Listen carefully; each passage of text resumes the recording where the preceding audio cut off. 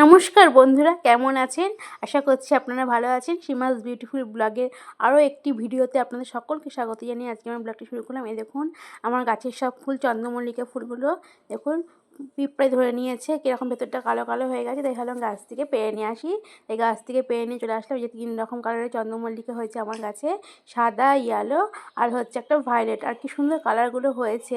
ভাগ্যিস চন্দ্রমল্লিকা গাছ এবার লাগিয়েছিলাম বুদ্ধি করে, বেশ এত সুন্দর লাগছে না, আর এত সুন্দর গন্ধ বেরাচ্ছে, পুরো ছাদটাই তো গন্ধে ম করছে। আর ঘরে যখন এখন নিয়ে এসেছি, ঘরেও খুব সুন্দর একটা গন্ধ বেরাচ্ছে।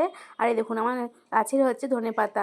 এই যে দেখুন পাতাটা কীরকম পাতলা দেখতে পাচ্ছেন তো, এটা কিন্তু কোনো হাইব্রিডের ধনেপাতা না, জানেন তো? ধনেপাতা এখন জানি 2 রকমের, একটা হাইব্রিডের হয়, একটা দেশি হয়। কিন্তু আমার গাছের ধনেপাতা পুরো দেশীয়। আমি ধনের বীজ যেহেতু মাটির মধ্যে ফেলেছিলাম, সেখান থেকেই গাছ হয়ে গেছে দেখুন। আর এত সুন্দর এই ধনেপাতা দিয়ে গন্ধ বেরাচ্ছে না, রান্নায় দিলে তো রান্নার টেস্ট খুব সুন্দর হবে, আর রান্না দিয়ে সুন্দর একটা গন্ধও বেরাবে।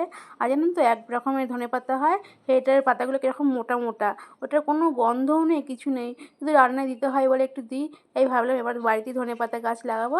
লাগিয়ে ফেলেছিলাম ধনেপাতা গাছ। আর দেখুন হয়েছেও ধনেপাতা, অনেক হয়েছে। তো একটা ছোটো জায়গায় লাগিয়েছিলাম, যেহেতু বড় জায়গা আমার কাছে নেই, কিন্তু ভেবেছি এবার একটা বড় জায়গাতেই ধনেপাতা লাগাবো। আর যদি 12 মাসই ধনেপাতা পাওয়া যায় বাড়িতে, তাহলে আর কিনে আনবো কেন, তাই না বলুন? তাই নিয়ে তার জন্য এবার ধনেপাতা ভেবেছি বাড়িতেই লাগাবো। আর দেখুন আমার গাছের ফুলের কালারগুলো এত সুন্দর লাগছে, আপনাদের বারবারই বলছি কথাটা, কারণ আমার তো ভীষণ ভালো লেগেছে। আর দেখুন সেই সাদা ফুলটা একদম নষ্ট করে দিয়েছে পিঁপড়ে আর পোকাতে। গাছে জানেন তো কোনো কীটনাশক স্প্রে করা হয়নি, এর জন্য আমার গাছের ফুলগুলো এরকম পিঁপড়ায় আর পোকাতে ধরে নিয়েছে। ভেবেছি কীটনাশক স্প্রে করব, বাড়িতেই তৈরি করব কীটনাশকটা। এই হলুদ, গোলমরিচের গুঁড়ো, ডেটল, এই 3টে মিশিয়ে বাড়িতেই কীটনাশক তৈরি করব। এমনিতে তো নিম তেল পাওয়া যায় কীটনাশক হিসাবে, কিন্তু আমি বাড়িতেই এটা তৈরি করে দেখি না, যদি বাড়িতে তৈরি করা জিনিস দিয়ে পোকামাকড় মারা যায়, তাহলে কিনে আনবো কেন, তাই না বলুন? তারপরে তো আছেই কিনে আনার জন্য নিম তেল।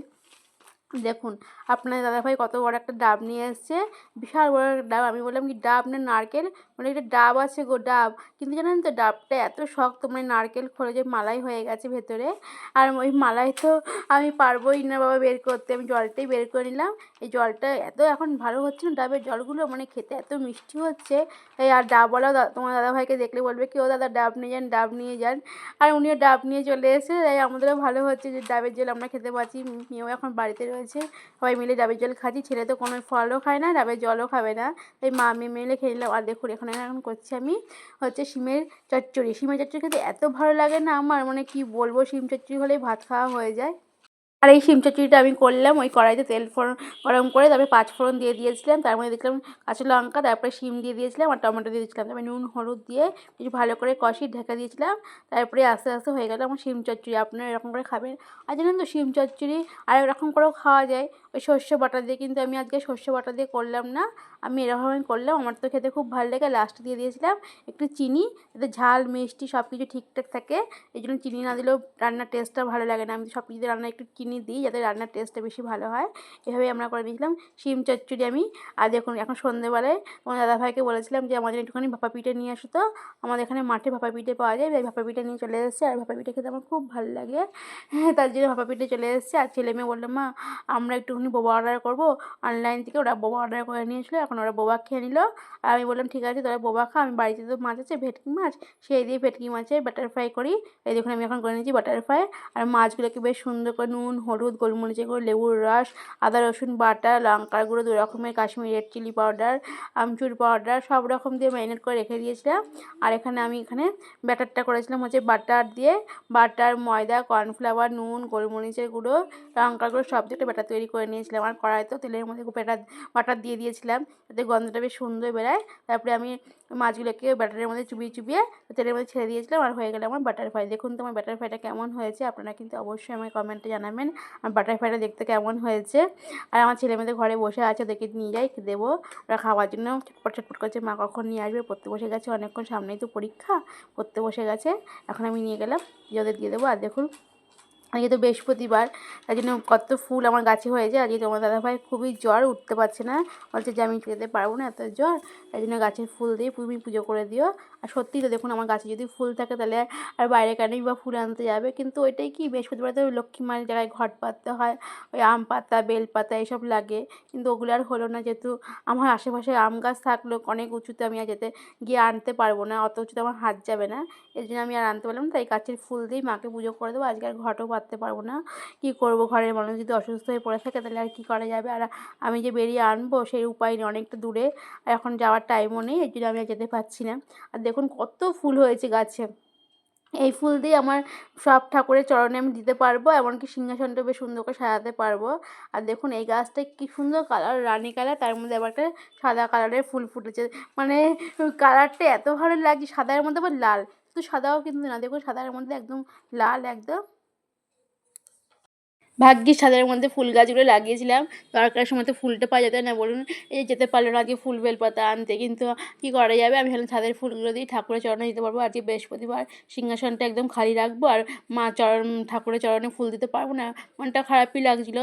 তারপর দেখুন গাছে তো অনেকই ফুল ফুটেছে, এটাও ঠিক, এই গাছের ফুলগুলো দিয়েই কাজটা সেরে ফেলবো, কী করা যাবে, আজকে আর কোনো উপায় নেই। আর আমার গাছের তো মানে এত ভাবতেই পারিনি যে এত ফুল হবে প্রত্যেকটা গাছ। আর মাটিটা জানেন তো খুব ভালো, মাটিটা তো আমি অনলাইন থেকে অর্ডার করেছিলাম, মাটিটা খুব ভালো। তারপর সারও দিচ্ছিলাম, খোল জল দিয়েছি, একদিন হিউমিক অ্যাসিড দিয়েছি, এরকম করে করে গাছে প্রচুর ফুল ফুটে গেছে। দেখুন চারিদিকে তাকালেই ফুল আর ফুল, আর যে গাছগুলোতে ফুল এখনও ফোটেনি সেইগুলোতেও ফুল চলে এসছে, এত এত ফুল হয়েছে। আর এই গাছটা দেখুন, এটা হচ্ছে স্টার ফুল গাছ, কী সুন্দর, এই গাছটা এই ছোটো জায়গায় লাগানো হয়েছে, দেখুন কত ফুল উঠেছে। মানে এত ফুল ফুটবে ভাবতেই পারিনি যে এত ফুল ফুটবে এই গাছটাতে। গাছটা যখন এত ফুল ফুটছে, আর গাছটা জানেন তো একটা বড় জায়গায় আমাকে রাখতে হবে, নাহলে ছোটো জায়গায় তো হয়তো এখন দিচ্ছে, পরবর্তীকালে ফুল নাও ফুটতে পারে, এই জন্য একটা বড় জায়গায় আমি গাছটাকে রেখে দেবো, তারপরে হয়তো অনেক ফুল দেবে, আরও অনেক ফুল দেবে। এখন ছোটো অবস্থায় যাতে এত ফুল, বড় অবস্থা তো মানে আরও অনেক ফুল দেবে।